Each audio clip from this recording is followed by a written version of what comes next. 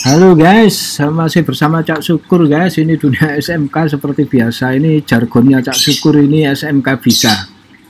Kali ini kita bicara terkait dengan penyelarasan kurikulum SMK guys, atau juga yang sering kali orang menyebut dengan sinkronisasi kurikulum. Nah, ini materi ini adalah materi yang diberikan atau salah satu materi dari kegiatan bimbingan teknik SMK COE atau Center of Excellence pada tahun 2020 guys. Karena Cak Syukur termasuk salah satu fasilitator, jadi memiliki materi ini guys. Namun sebelum kita bahas terkait dengan penyelarasan kurikulum SMK dengan IDUKA atau industri dunia usaha dunia kerja, atau seringkali kita sebut juga dengan sinkronisasi kurikulum, kita coba simak dulu pengantar dari Pak Dirjen yang tentu ini adalah sebagai dasar atau pemicu kita atau motivasi kita untuk melaksanakan kegiatan penyelarasan kurikulum ini guys. Industri dan dunia kerja mungkin ada yang sudah puas, ada yang lumayan puas, tapi juga ada yang tidak puas terhadap lulusan kampus atau SMK. Mereka sering bertanya, ini kenapa masih diajarkan materi-materi yang sudah nggak perlu diajarkan? Atau kadang-kadang mereka berpikir atau mereka bertanya-tanya, ini ada materi baru, perkembangan di industri tidak diajarkan. Justru tidak diajarkan di perkuliahan dan pembelajaran.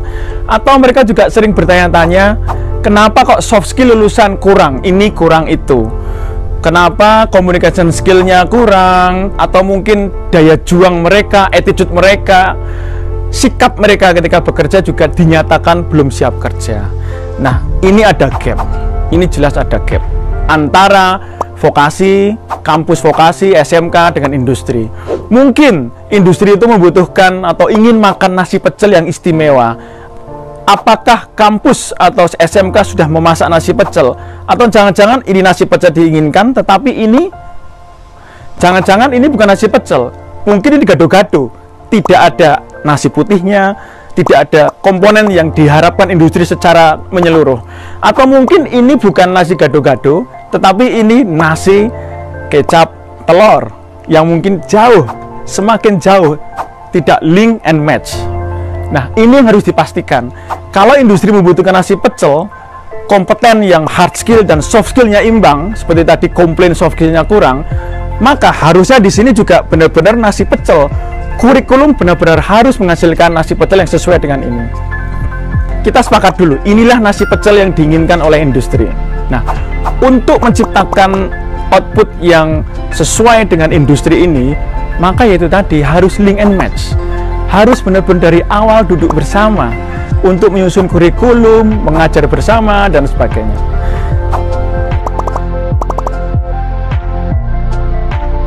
Yang kedua, saya ingin fokus pada kurikulum.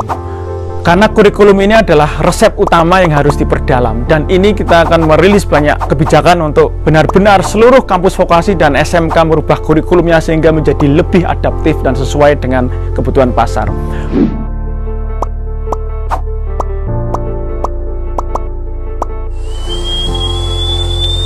Kurikulum yang memastikan soft skill-nya harus kuat.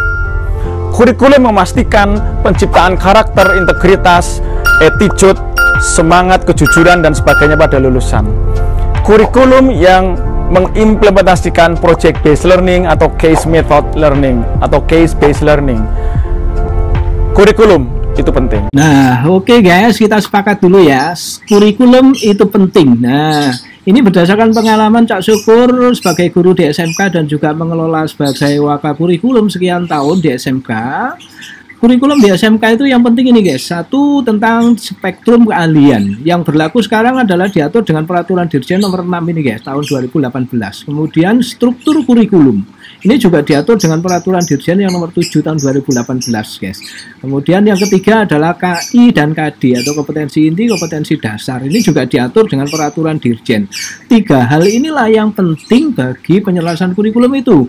Namun demikian spektrum keahlian ini, struktur kurikulum SMK tentu tidak bisa merubah guys, karena ini akan terkait dengan administrasi kurikulum.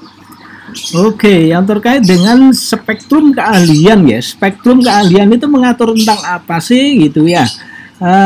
Spektrum keahlian itu hanyalah sebuah aturan yang mengatur tentang nomenklatur, guys. Jadi dia mengatur tentang nama program, nama bidang keahlian, nama program keahlian, nama kompetensi keahlian, kemudian berapa lama masa pendidikannya, 3 tahun atau 4 tahun. Inilah yang dimaksud dengan spektrum keahlian. Jadi sekali lagi hanya mengatur nama, guys.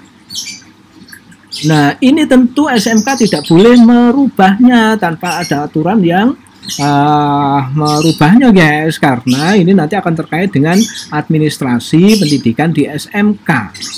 Baik, berikutnya tentang struktur kurikulum, guys. Ini struktur kurikulum itu adalah aturan yang mengatur tentang mata pelajaran apa dan berapa jam diajarkannya di SMK, guys. Nah, seperti ini, guys, bentuknya. Ini adalah struktur kurikulum. Di sini sudah terlihat mata pelajarannya apa, berapa alokasi waktu selama 3 tahun atau 4 tahun, dan juga di sini sudah dirinci, guys, per semesternya.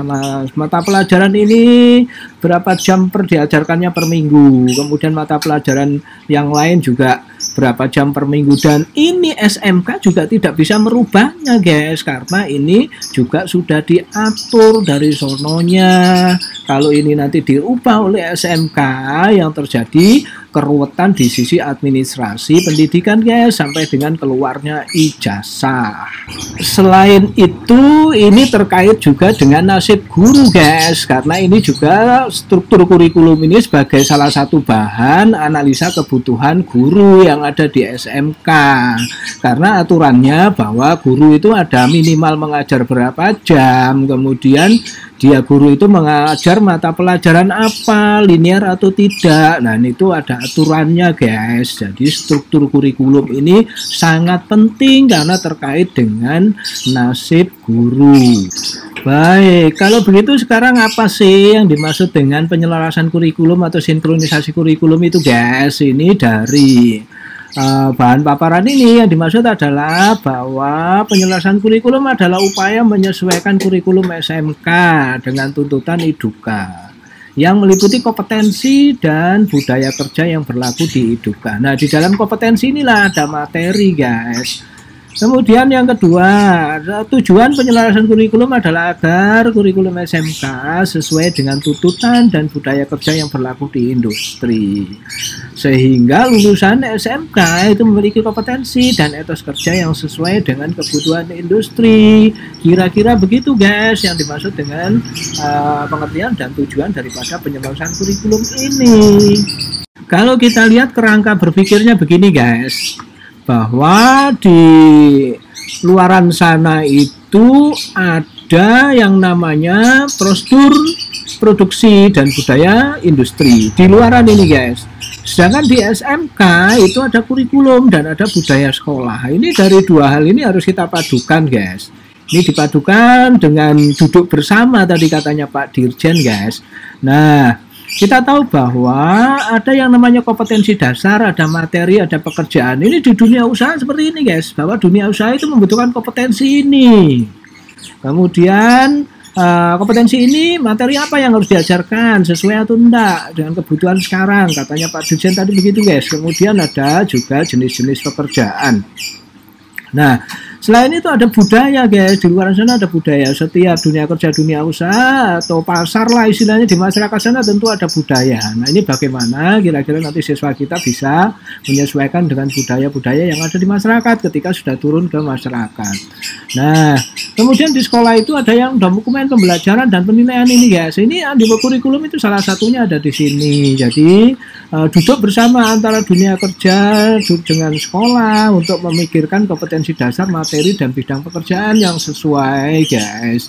Kemudian disusunlah sebuah dokumen yang berisi terkait dengan ini, guys. Nah, dokumen disusun bersama terkait dengan kompetensi dasar, materi, dan jenis pekerjaan itu tadi, guys. Inilah yang dimaksud dengan kurikulum hasil penyelarasan, guys. Nah, kemudian budayanya, budaya di sekolah tercermin, guys. Budaya IDUKA yang ada di luaran sana itu tercermin dalam kehidupan sehari-hari di sekolah. Nah, ini akan meningkatkan soft skill daripada siswa kita. Itu Misalnya dalam kegiatan intrakurikuler, ekstrakurikuler, kemudian juga di dalam tata tertib sekolah. Guys, inilah yang kemudian disepakati bersama antara dunia kerja, dunia industri, maka jadilah kurikulum hasil penyelarasan. Sekali lagi, kompetensi dasar, materi, dan jenis pekerjaan. Oke, duduk bersama antara SMK dengan dunia usaha, dengan dunia industri, guys. Di sini tentu para leader, guys, para leader kepala sekolah dan pimpinan industri. Jadi jangan sampai nanti gurunya saja, kepala sekolahnya nggak pernah berkunjung ke dunia industri, guys. Nah, kita simak coba, guys. Sebenarnya banyak sudah SMK-SMK yang sudah memiliki MOU atau kesepakatan dengan dunia usaha, dunia industri. Yang lingkup MOU-nya salah satunya adalah penyelarasan kurikulum. Namun demikian, kata Pak Dirjen juga bahwa banyak yang MOU hanya MOU, guys, tapi implementasinya masih kurang atau bahkan nol. Ini contohnya, guys. Ya. Ya. Seperti itu. Iya. Nah, ini yang dimaksud oleh Pak Fikan, Pak Direktur kita tadi itu, bahwa kita sudah memiliki MOU antara SMK 2 dengan PLN dan seterusnya. Salah satu pasal di sini berbunyi pasal 2 tentang ruang lingkup kerjasamanya adalah penyusunan bersama kurikulum dan bahan ajar. Loh, ini sudah tertuang, Bapak. Gitu. Nah, kita tinggal kemudian mengimplementasikannya. Bapak bilang susah, apakah sudah pernah dimulai? Gitu. Itu baru satu, guys, dari ribuan contoh di mana MOU antara SMK dengan dunia usaha, dunia industri itu masih sebatas MOU, guys. Oleh karena itu diperlukan kepemimpinan atau sosok leadership dan mindset guru-guru SMK untuk membuat terobosan-terobosan baru, guys. Selanjutnya, bagaimana terkait dengan teknik penyelarasan kurikulum dan berbagai variasi model-modelnya, guys. Ikuti video berikutnya, guys.